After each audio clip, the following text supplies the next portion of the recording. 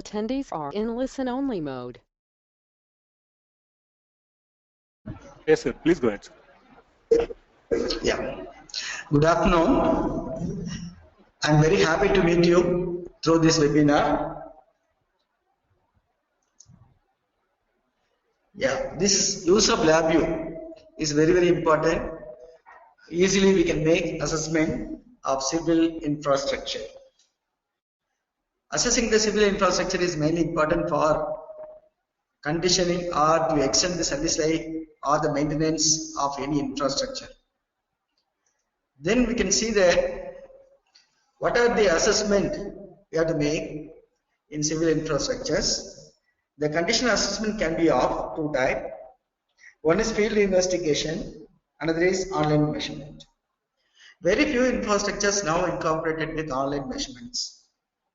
That will give 100% foolproof data against the performance of the structure.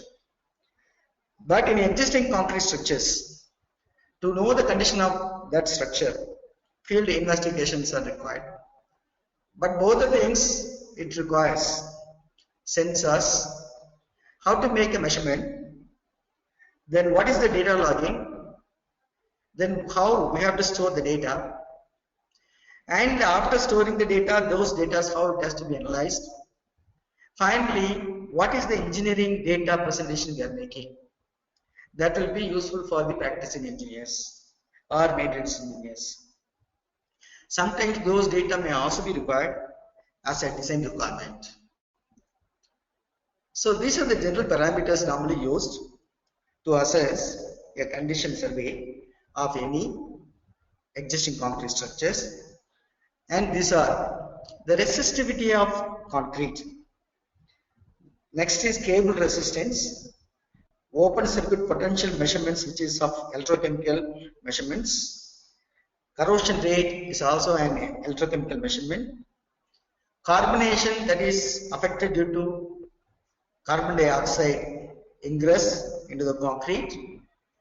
Then the temperature, and you have to find the meteorological data, which are air quality, air temperature, relative humidity, rain, and barometric pressure. These are things required to assess the physical performance of concrete element. Strain measurements and displacement and tilting, vibration measurements, and so on. These are the minimum requirement we have to make for any assessment, for which you have to go for different type. So this explanation I'm giving for making the resistance measurements on the concrete. This is one of the existing structure.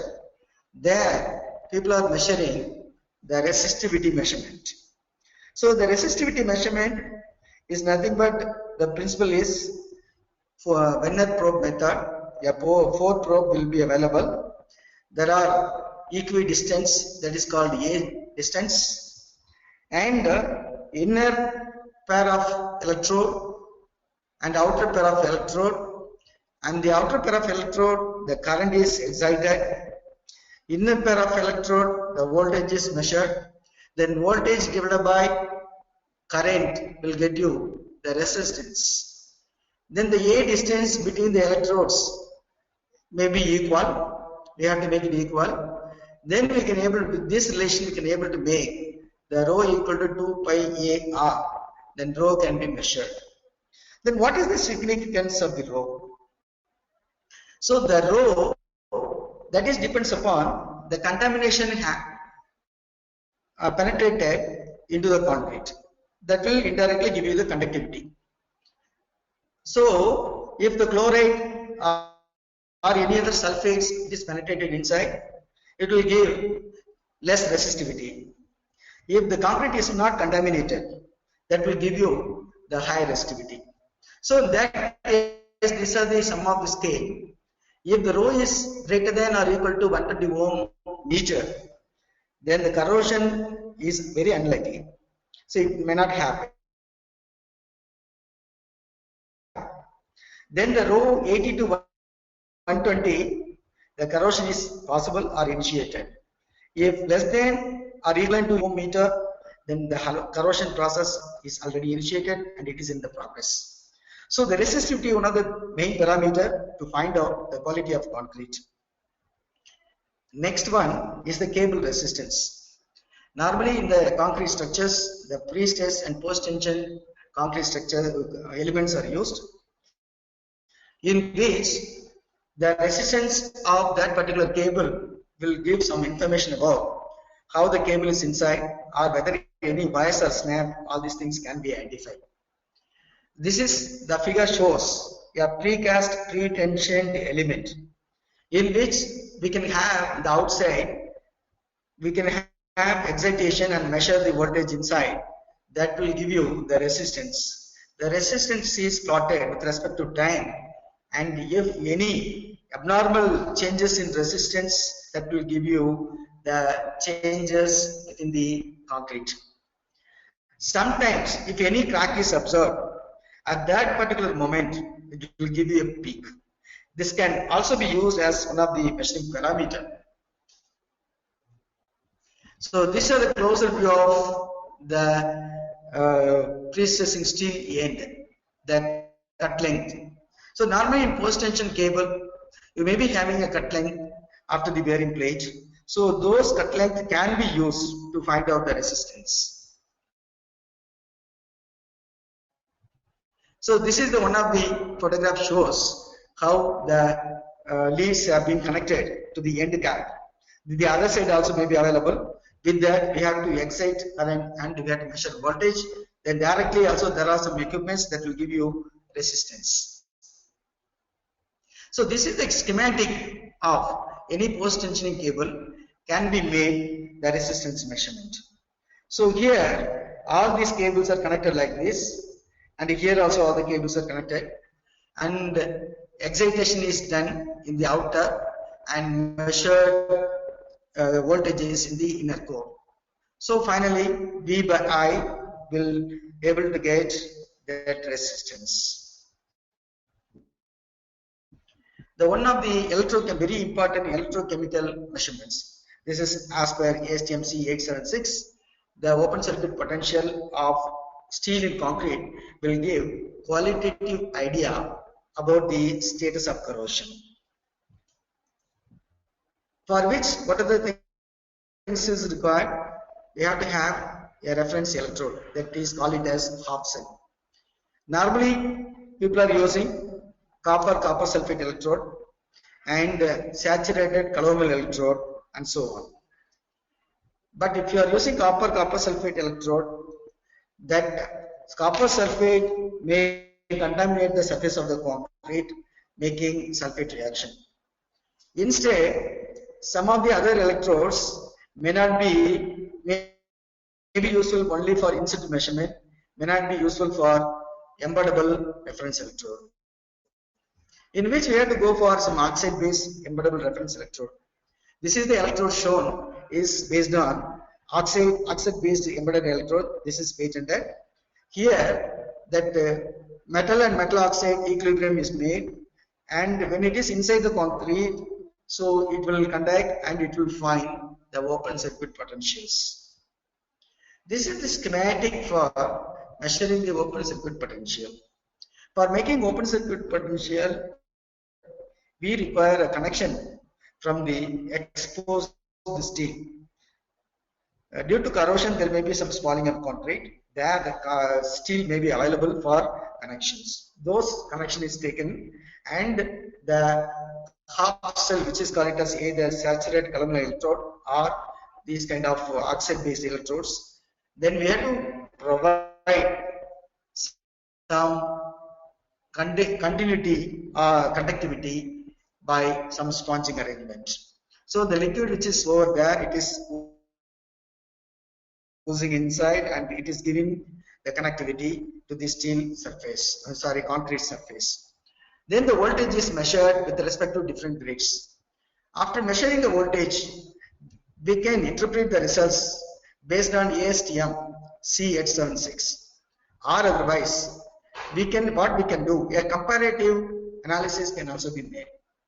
Based on the grid measurements, a mapping is made, a contour mapping is made, and we can able to find the potential mapping in that where the more negative area and more anodic area can be identified, in which the current is flowing, the microcurrent is flowing, forming a macro cell. So those area, those anodic area will be prone for corrosion. So this is one of the good tool to have idea about the corrosion status in any existing concrete. This will be useful. This schematic is given for in situ measurements.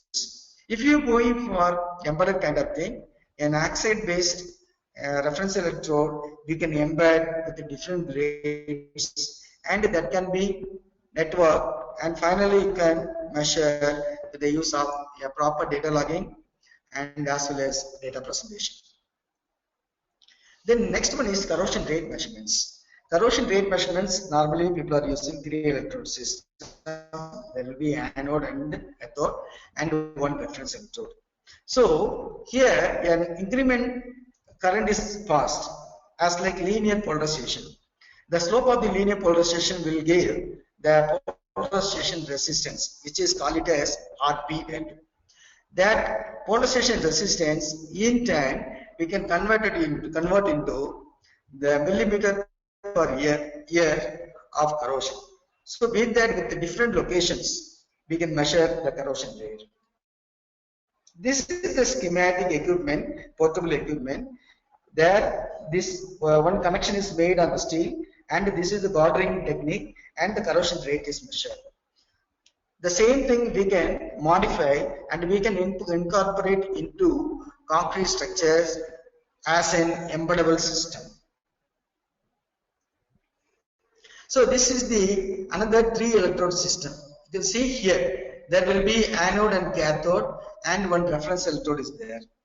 So these 3 electrode system will be embedded into the concrete, and there between anode and cathode we can excite current and measure its response on the linear polarization. So the response is measured with respect to reference electrode. So the applied the voltage shift versus the microcurrent or milliampere, then that will get you a slope. This slope is the polarization resistance. Any location we can fit it over there at the cover concrete, and with respect to time we can measure the corrosion rate also. Then from that we can able to find what is the status of steel which is during the service. So this is again one enlarged view of the same thing. This is made on the Labview coding, LPR measurement, that is Labview coding which is made. Then another one I wanted to tell you, this is carbonation. Carbonation is the one due to CO2 ingress into the concrete, and it forms CaCO3, that is calcium carbonate. Because of the volume change that inside the concrete, cracks are started developing. If more carbonation, more cracks are developing, that leading to disintegration of concrete mass. And because of formation of CaCO3, calcium carbonate, then whatever available pH that is getting reduced, because the calcium hydroxide reacting with CO2, and finally it is giving CaCO3. So the depletion of calcium hydroxide reduces the pH value within the concrete. Because of the reduction of the calcium carbonate, then the passive film depletion may also take place. So that is very important for protection of steel in concrete. So the simple test for any surface of the concrete to find whether it is carbonated or not, only spraying phenolphthalein indicator, and if the indicator after spraying turn into pinkish color, yeah, the pH is exist, or otherwise it is carbonated. What you are seeing here, the surface is carbonated. Next one is the strain measurements. The strain measurements we are making on the surface of the concrete and as well as surface of the steel. There are two types of strain gauges. One is encapsulating strain gauges, which is otherwise called as electrical strain gauges, and another one is the vibrating wire strain gauges. These vibrating wire strain gauges are useful to measure the concrete strain. Here, the what is shown here is the electrical strain gauges. Here, that expression has been given. The gauge factor of any strain gauge is, that is delta R by R, that is changing resistance divided by resistance by epsilon. Epsilon is the strain, will give you gauge factor. And any strain gauges, that is we are getting it with gauge factor. Using the gauge factor, and in that relation we can able to find the strain of any body. You can see here, that is delta R by R into 1 by gauge factor will give you strain on the encapsulated surface. So stress, from that you can use as usual the Ohm's law, stress is proportional to strain. That relation we can able to get the stress also. So this is the way we can have strain measurements. So where this can be used in concrete. So for example, in normally for end block design, by testing of end blocks, so there we have to do it. Suppose for example, post tension cables, the end block design is to be made, and to apply that particular end block into a construction for execution, then initially laboratory test is to be made. So there we have to find its bursting stress and so on. So in the surface, parallel and linear direction we have to fix this kind of thing, and with respect to different loads, so we have to find the differences. This is as per FI report, we have to test it. For that we can use this kind of encapsulating strain gauges. And when you are talking about encapsulating strain gauges, we have two types, 120 ohms and 350 ohms. Normally for concrete we are using 120 ohms. This is one of the strain gauge which is fitted on the concrete surfaces. Even for compression test of any specimen, we can encapsulate these kind of strain gauges, and we can find the load versus strain. So that will give you a beautiful curve. Through that we can able to find the Young's modulus of your concrete specimen. For that we can use some sort of a data logging unit. Here the shown data logging unit is the old one, that is field point unit. Now the same thing we can go for compact field point, or otherwise compacted DAG, or otherwise we can go for the best one is compact trio. So the compact trio is very rugged and it will give very accurate results of strain. It has a separate strain measuring modules. So here you can see that there is Ethernet module, and this is the strain measuring modules. So these are connected by rail. So it is in interconnected buses there. So this is RJ45 cable which is communicated to your PC. So here this is these are the IOs. From the IOs, that is connected to strain gauge. So the strain value of two strains we are able to get with respect to different loads. This is one of the flexural testing machine. There we have placed the top and bottom strain gauges. So now during the different loads, single point load, for every load we can able to get what is the change in strain. So that will be useful for further analysis. Then the next one, normally for the infrastructure, these kind of vibrating wire strain gauges are used. So during the casting, we have to place these vibrating wire strain gauges. What is the principle of this vibrating wire strain gauges? These are the two flanges available, and there is a tube. Inside the tube, a piano wire kind of thing. It is under stress, under tension. It is fitted over there in between the two flanges. and here this is electromagnetic. Then we have to excite current over there, and after due to excitation of the current, this inside wire, it will be getting oscillated. Then after oscillation, there is induction is happening. That induction is measured. That induction will give you the frequency. If any changes in frequency, that is corresponding to your strain level. So for a fixed strain, it will give the same fixed frequency. For varied strain, it will give varied frequencies. So the left one is the schematic arrangement of the vibrating bias strain gauge. So we have to excite a current in a pulsating mode. The pulse range, the sine wave we have to excite. We can go up to 12 to 60 volts peak voltage, and the range of pulse is 300 Hz to 3 kilohertz. The time taken for one each varied pulse is 125 milliseconds. So then we have to allow for 25 milliseconds. Immediately after 25 milliseconds, the induction is measured, the response is measured. The response is captured, and that will be measured in terms of frequency. So that is possible in a hardware by Labview codings. So this is the method of arrangement how to install in the infrastructure. This is the one you are seeing. This is a cable anchorage end. So normally for any cable step bridge, there will be anchor end will be there, in which the cables are fitted over there with the tension and so on, locked at the outside. So the maximum load will be on this anchorage portion. To find out the different forces, and we have to place this kind of vibrating bias strain gauge. So any strain will be measured with respect to any time.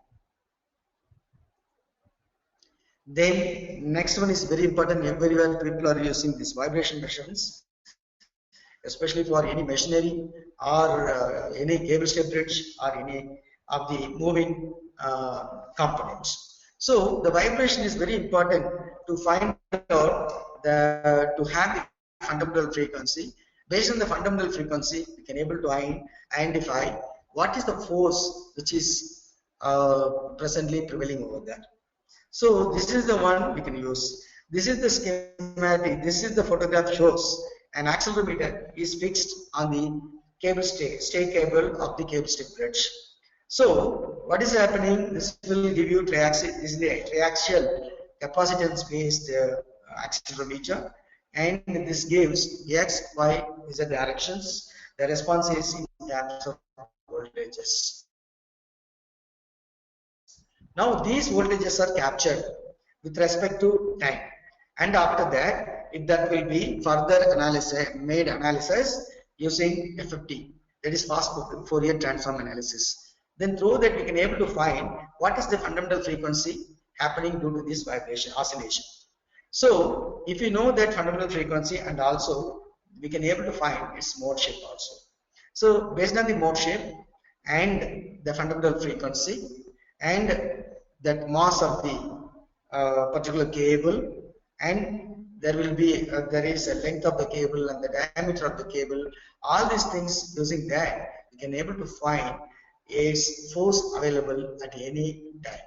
So this is the one we can make it during the service of any cable step bridge. So this is the schematic. This is the front panel. Shows actually this is installed in one of the cable step bridge. That case studies I will be discussing later after completion of this. And the force measurement can be made by that fundamental concepts. So initially the first graph, it shows the data captured with respect to different milliseconds. You can see here, this is the one roughly around 250 milliseconds. This is measured, and this data of the amplitude is given in terms of voltages. Now this is further made analysis to find the fundamental frequency. Here we can able to see that the frequency is more than 1. The fundamental frequency is more than 1. Then through the relations of the concept of simple harmonic motion equation, we can able to find the forces in it. Then we have made a small attempt at Bangalore, that in Puram bridge, a cable stay bridge. So we have got a permission from railway department. With the help of the students, we made an analysis of vibrations in all the cables. So simply we have used here as a student hardware, we have used to measure the vibrations. So that is called NI Micro. So the triaxial accelerometer is fitted on the cable, and that Labview 2014, through Labview 2014, then the response from the triaxial accelerometer is captured with the use of NI Micro. So that NI Micro captured the data and that can be acquired. Then after that was analyzed using FFT. Then we could be able to find the fundamental frequency. So we have seen that almost all the frequencies are more than one, and one of the cable we found that the frequency is less than one. That also intimated to the concerned authorities for further rectifications. This is one of the sample for the acceleration measurements.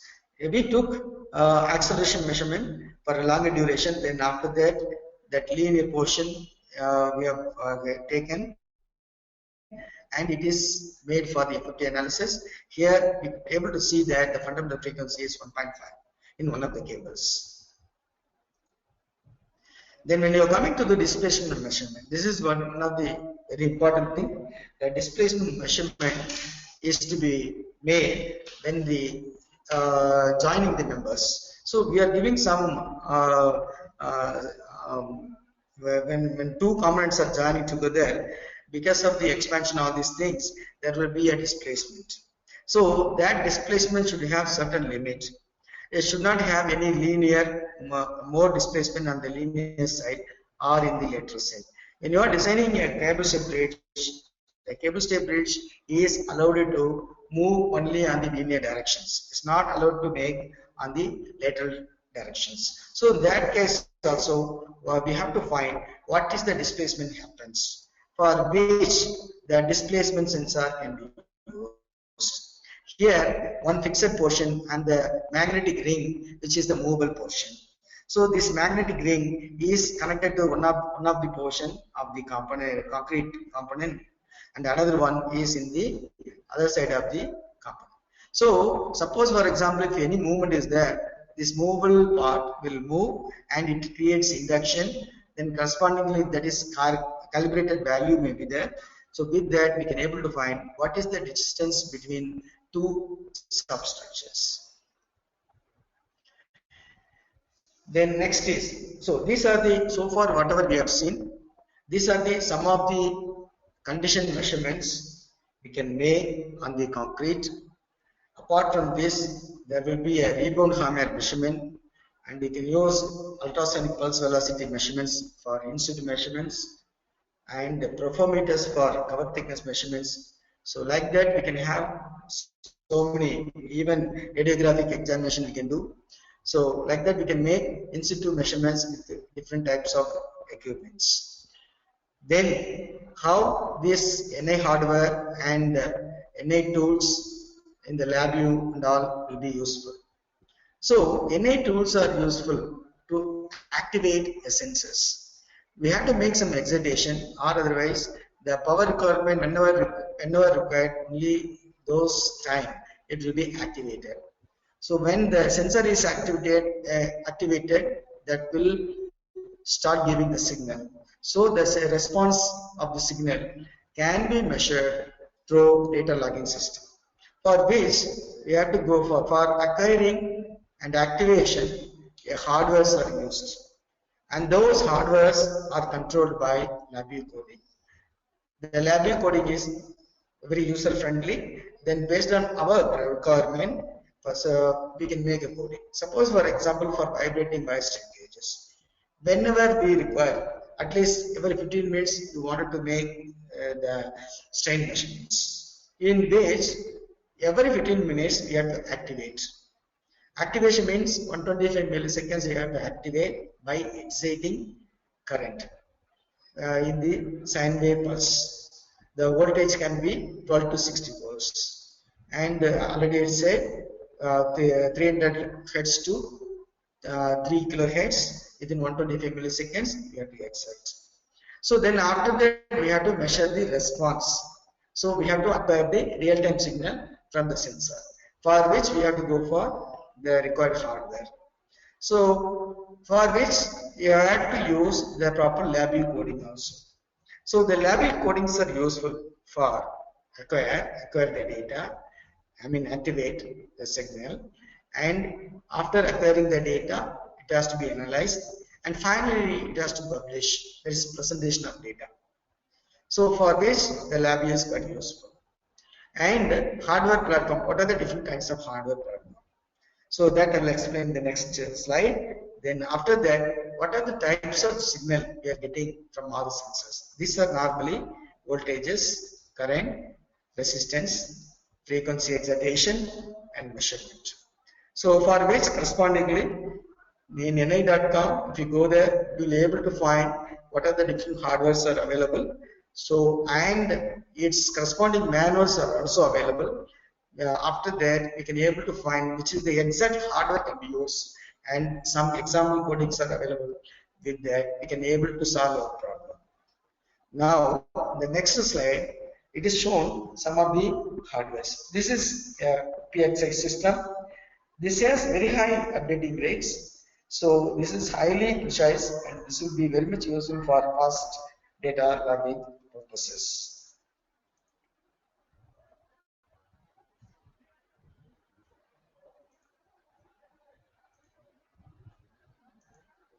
The second one is compact trio. This is very rugged, and it can be very much useful for the field use. And also we can make with this compact trio for long-standing measurements. Earlier in one of the projects, that is 90 Bridge, we have used this online health monitoring system. There we have used NI field point modules.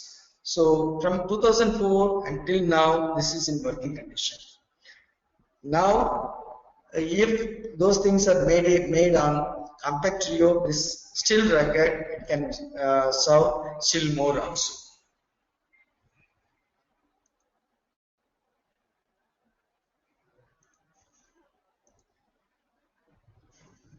I think what happened?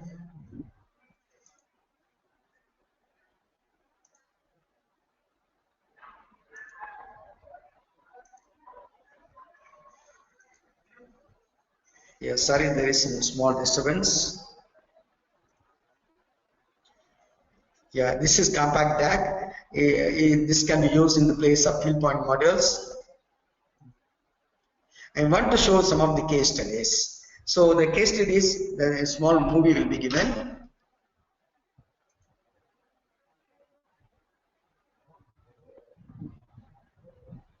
Yeah, this is the one Labview cable strip bridge. A team from Central Electrochemical Research Institute were attended, and I am one of the I am the project manager for that team that time. So in that, yeah, this is a cable strip bridge across the Naini River, which is exactly at the Allahabad. There, the complete online measurements is made for wind and structural health monitoring system. So here it is divided into 7 units. That is, all the 7 units has its own type of sensors. The sensors ranging from vibrating noise strain gauge, accelerometers, and so on. So more of vibrating noise strain gauges were distributed among the structures, and for measuring the wind response and all, there are some other meteorological sensors that are also being used. Here it is divided into all the 7 units. Each unit, it serves as standalone unit. So each unit, we have embedded the coding, Labview coding over there, and it is kept in the concerned locations. and after that, from that, using the TCP/IP protocol, then the signals were transferred to the control room. The control room is away from this bridge side at around 2 kilometers. Then the signals were processed at the control room, and it was launched to the website. Through website, the engineers sitting elsewhere can easily monitor the bridge response. So these are the things we have done during 2004. This is commissioned 2001 to 2004. This has been completed, and 2004 commissioned. Now another thing, I said already, publishing of the data. Now this is the window, shows the entire online health monitoring system publications. Here there are unit 1 to 7 is highlighted. If you want to see the unit 1, what is the status of the sensor measurement, you have to click exactly at the unit 1, then that will open the other window and it will show differently. Whatever the sensor response is there, that will be seen. And here in the left side also there are unit 1 to 7 is there. Here also you can click, you will find what is the different types of units. And again in the right side you can see there are some 4 icons are available. First icon, it is for historical views. If you press over there, then it will open the one window. There all the sensors data with respect to different time.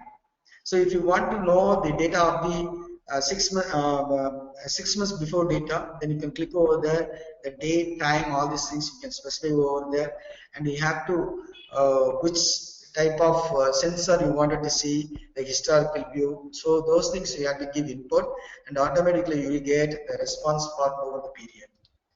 Then the second icon is for backup. So data are very, very important. Suppose if anything happened, then the crash is the computer, then the data may be missing. For that, automatic backup arrangements is made.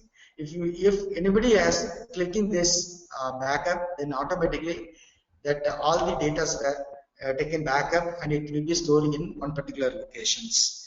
So whenever we require, we can burn it and we can store it separately.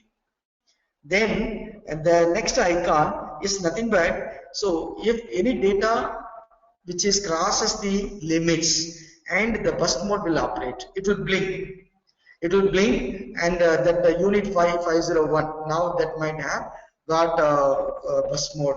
The data were beyond limit. Then in that location it will blink additional color. So immediately we have to see that we have to over which there is a button. Burst mode, if you just click, then it will go to the window where which is the sensor, then that is crosses the limit. That we can able to identify. That position also given here. Then finally, if you want to abort also, you can do here. So these are the arrangements we have given in that particular wind and central monitoring system. Yeah. Now you are seeing what are the sensors used. By BW strain gauges, accelerometer, deflectometer, metrological sensors, GPS, weight, motion. So all these things incorporated in that particular bridge. Now you are seeing that unit 1 button click. Now this is the window opens. In that window, the unit 1, that is the location, and there are accelerometers reading, then vibrating wire strain gauge reading, and the temperature readings. All these things is seen. And again, we can see that there is a deflectometer, and bottom of that you will be getting the time and date and all these things. If you are closing that button, then automatically it will go to the main window.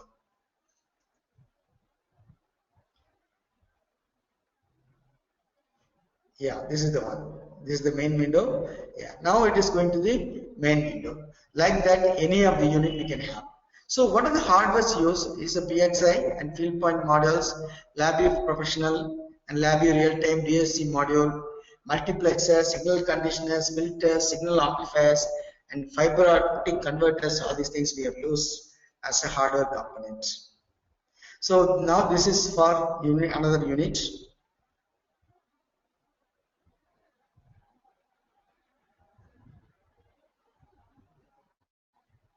Yeah, this is sure. This is the one. we'll be having that is backup. So in the main window, we have the icon for backup data, in which this will be giving over there, that pop-up will be coming. Then we have to find which location it has to be stored. Now this window shows the historical view. Now these are the sensors shown on the left side. We have to select certain sensors and click over here, then that will be identified there. Then automatically, if you're clicking over there, here another window will be coming. Here we have to specify which date you wanted, accordingly that can be extended.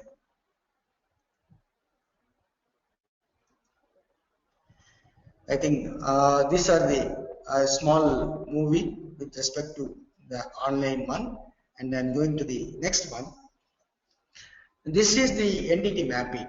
So with the use of the Labview, we have made the Labview coding, mapping coding. So in the mapping coding, that rebound hammer data and as well as ultrasonic pulse velocity data were given input, and that's automatically given that contour mapping. So here what we can get the information. So this is actually this data we have got from one of the constructed beam. That the client, they have the suspicion that that particular construction of the beam may have some honeycombs inside.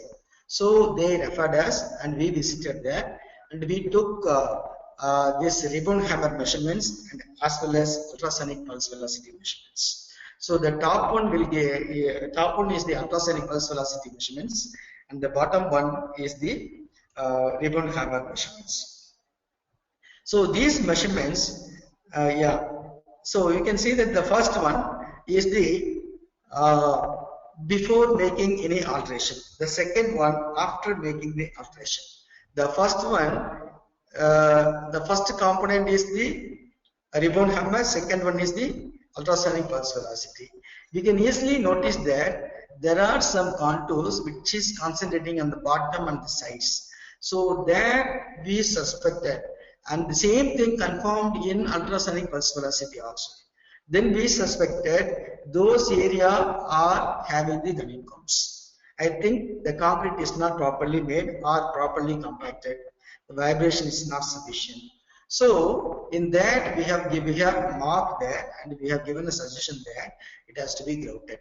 So those locations they have also marked it based on our report, and they have made the grouting operations. Then after the grouting, again the rebound hammer test and as well as the other ultrasonic pulse velocity test also made, and that has been plotted. You can see the uniformity when comparing this past and the previous contour mapping. So this contour mapping can be very well used. Contour mapping can be very well used for assessing any structures. So because of this Labview coding is very user friendly, so we could able to have our own custom made requirement, and we have made that contour mapping.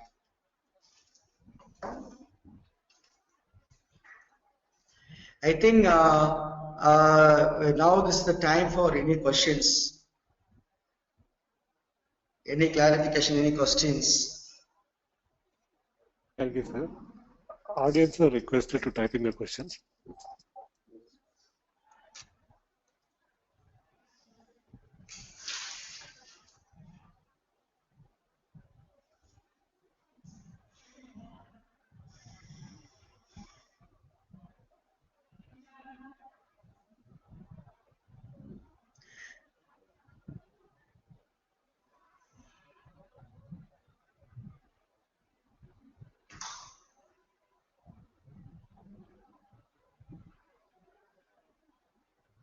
I think we are not able to get any questions here. We were waiting, sir.